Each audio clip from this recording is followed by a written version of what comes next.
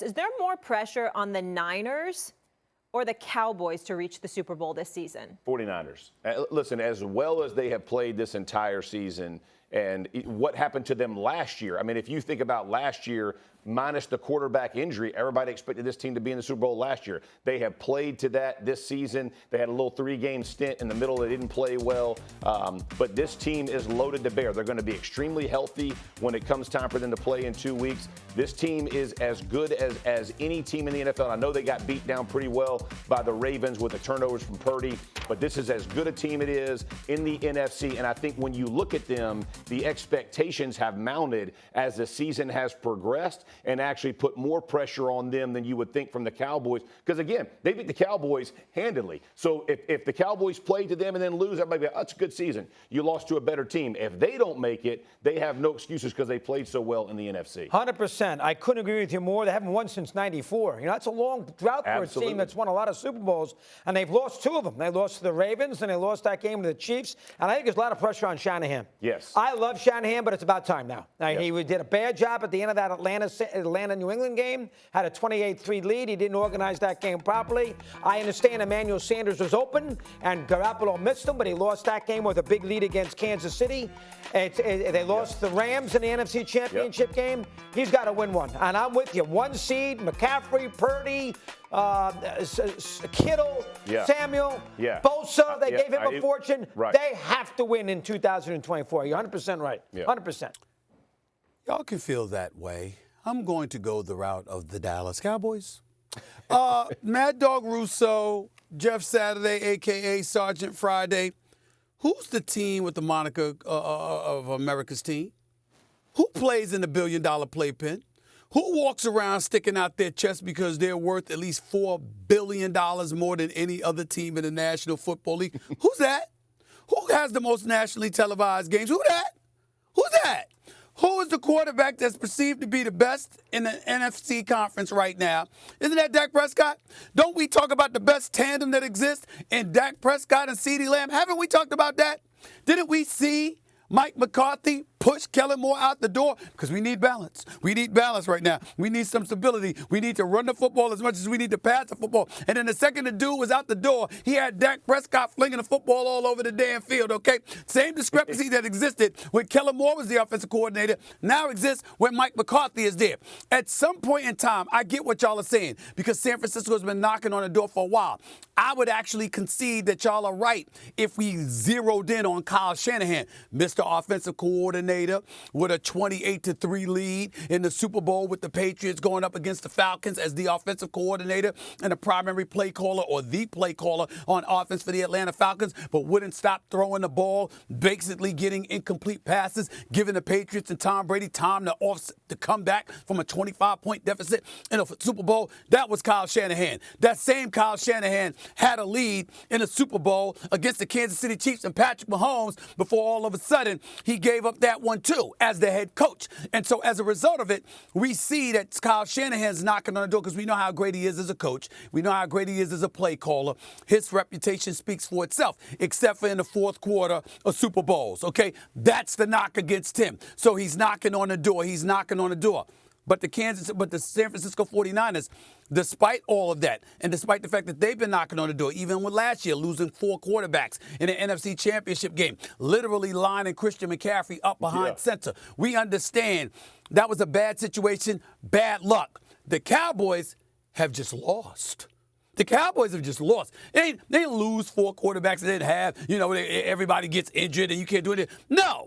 Year after year after year, since 1995, they either weren't good enough to make the postseason, they even wasn't good enough once they got to the postseason, or they were good enough with some expectations, and they literally dropped like a bag of cheap bricks. And I'm supposed to sit here with CeeDee Lamb, with Dak Prescott, with them looking the way they look on offense, defense, Micah Parsons, the modern-day LT, DeMarcus Lawrence and the crew, Deron Bland filling in for Trayvon Diggs once he goes down, Stephon Gilmore, future Hall of Famer at the cornerback spot, with everybody in the NFC looking vulnerable right now to some degree, and I can even say that about San Francisco after the way we saw Baltimore beat them down. I'm supposed to sit here and say, oh, really, the pressure's really on San Francisco, not the Dallas Cowboys. Damn that. Nah. Y'all want the expectations America's team? You got it. What you gonna do? You ain't won since 1995. What you gonna do? We gonna find out. I still think it's San Fran. They're the 1 seed. When you're the 1 seed at home, haven't won yet for Shanahan, you got all these weapons. Dallas, if they won 2 games and they go up that next level, right. That's the thing that you got to remember about Dallas. If they get to a championship game, that's something they haven't done in a long time. That's right. So that's a step up in the San Francisco. Their only step up is to win it all. That's right. So that's why I think San Francisco's got more. And I also think when you look at it, Stephen A., when you look at the team in totality, if you looked at the rosters, you would say that San Francisco's team is better overall than the Cowboys team. They can run the ball more effectively. Listen, as much as McCarthy wanted to come out and run it, they have struggled in their run game. Their offensive line hasn't played nearly as well as they had hoped. When you look at San Francisco, they have checked all those boxes. McCaffrey is an MVP candidate. You've seen the way he has played, whether it's in the backfield or catching passes. You've seen the way Purdy has ascended, all of those things. So the team has played extremely well. I think they're a better team overall. That doesn't mean the best team always wins. I don't mean it that way, but I think that's why I would put more pressure on San Fran. There is a lot that I would put ahead. And again, this is no slight on C.J. Stroud. This kid is the rookie of the year, heads and shoulders above everybody. He has played lights out. And what he and D'Amico Ryans have done there in Houston is an incredible start. I'm so happy for both of those guys. But if you're going to go QB confidence and ask me that, I'm with Dog on this. I would put those other guys. I mean, you just said literally where Dak Prescott is in the NFC, the best in the NFC, and you put Stroud over him already. I think you were caught up in the moment. That's all you got to say, and we'll forgive you. Well, first of all, I don't get caught up in the moment. That's not how I roll. Okay, what I'm saying, that's number one.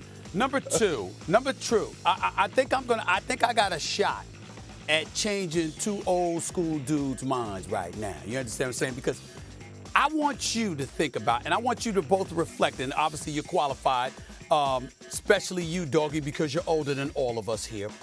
I want you to reflect back on Dan Marino and his rookie year. The second year, they went to the Super Bowl, but the rookie, he got Mark Super Duper, Mark Clayton and those boys. Ultimately, years later, you got Chuck Muncie running out of the backfield, Don Shula coaching you and all this other stuff. Never got him a defense. But remember when we saw all of these quarterbacks in the National Football League, but then a brother comes onto the scene, and you said, oh, my God, what are we seeing? I'm not trying to compare C.J. Stroud to the resume of the others. He doesn't have that yet. He's a rookie. I understand that. What I'm asking y'all to consider is this. Look at what your eyes are seeing. You brought up his performance in the National College Football semifinal last year against Georgia, Doggy. We saw him come into the National Football League. You had the analytics and all the folks in football saying that he was a better prospect than Bryce Young, but Carolina took Bryce Young. Houston takes him at number 2. What do we see since then? Let me throw some numbers at y'all because I understand y'all are going to appreciate this. 3rd quarterback in the last 50 seasons to lead the NFL in passing yards per game and TD to interception ratio. His interception ratio is 1%, Doggy. He throws 1 interception for every 100 passes. This is what they're talking about here. Let's go a step further because he only threw 5 interceptions this year, right? 6-3 record versus winning teams, averaging 312 pass yards per game, 18 touchdowns, just 2 interceptions. I got more, Doggy. First rookie in the Super Bowl era to lead the NFL in pass yards per game and a TD interception ratio of 23-5, okay? That's what we're talking about here. 45% of his pass attempts came when the Texans were trailing. In those situations, he's completed 65% of his passes, 13 touchdowns, not 1 single interception, and a 112 passer rating, okay? For comparison's sake, think about this. He got drafted, all right, the quarterback drafted ahead of Stroud. Bryce Young at Carolina, when an NFL worst 2-15, did not run a play in the 4th quarter with a lead all season long. We got a rookie head coach in D'Amico Ryans. We got this dude. Who's he throwing to? Nico Collins, Tank Bell? It ain't like he's throwing to DeAndre Hopkins. It ain't like he's throwing to CeeDee Lamb. I'm not saying those brothers Collins and Dell and them can't play. Dell before he got injured, stuff like that. I'm just saying.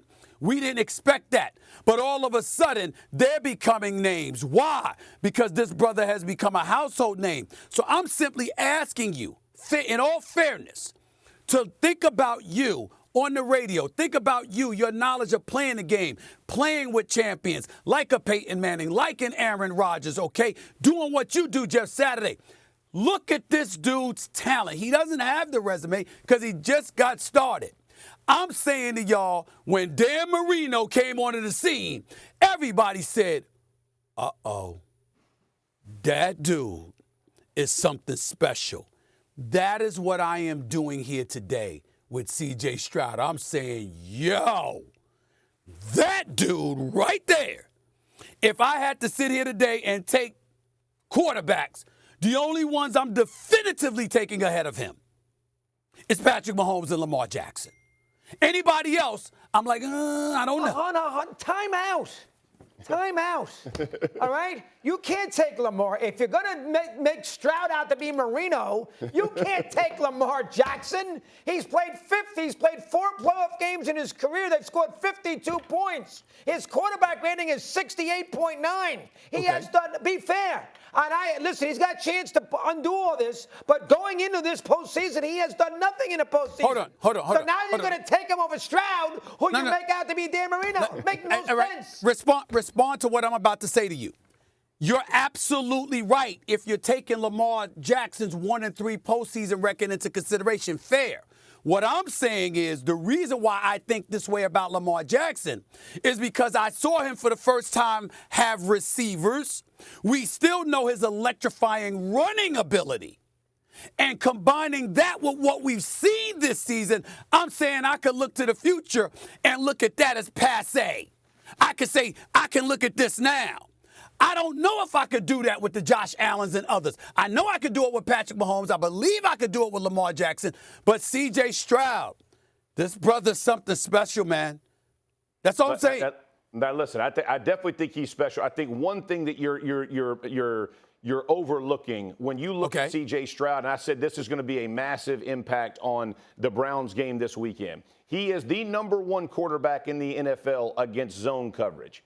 He is the number 27 quarterback when it comes to man coverage. There is a major discrepancy in what he plays on. So my point to you is it is going to be how coordinators begin to play him. How do you figure out, because to Doggy's point and to everybody's, like, people learn how to scheme against Lamar Jackson, or they'll learn how to scheme against Josh Allen, or scheme against a Patrick Mahomes. Like, how do we make them, what's their kryptonite, for lack of a better term? I think right now it's so early in C.J. Stroud. He has been special. He has been electric. But as the sample size continues to grow, you will see where the strengths and the weaknesses are in his game begin to show more and more.